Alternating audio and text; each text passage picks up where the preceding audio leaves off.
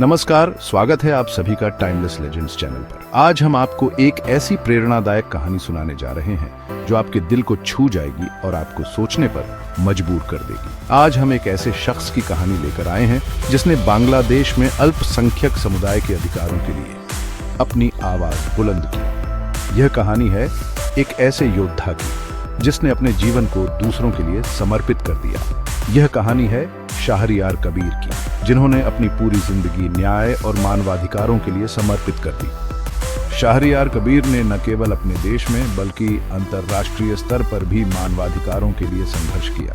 साथ ही हम आपको बांग्लादेश में हिंदू समुदाय की मौजूदा स्थिति से भी रूबरू कराएंगे। हम जानेंगे कि किस प्रकार यह समुदाय अपने अस्तित्व की लड़ाई लड़ रहा है और किस तरह की चुनौतियों का सामना कर रहा है। शाहरियार कबीर एक प्रसिद्ध लेखक, फिल्म निर्माता और मानवाधिकार कार्यकर्ता है।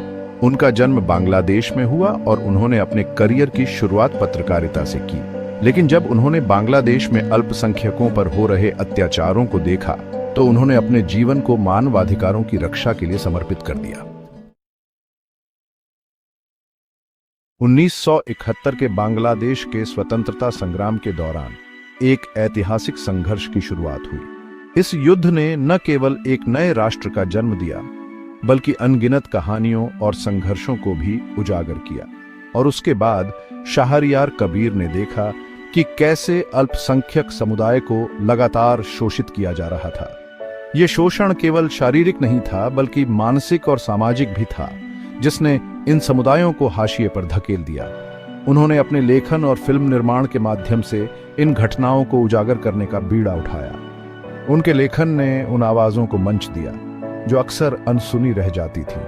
फिल्म निर्माण के माध्यम से उन्होंने उन कहानियों को जीवंत किया जिन्हें दुनिया जानने के लिए उत्सुक थी।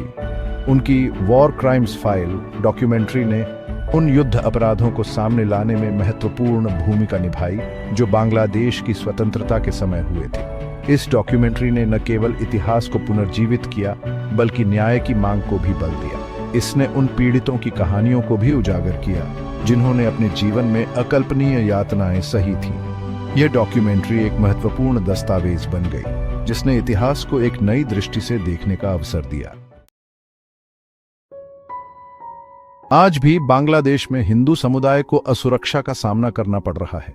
यह असुरक्षा केवल शारीरिक नहीं बल्कि मानसिक और भावनात्मक भी है।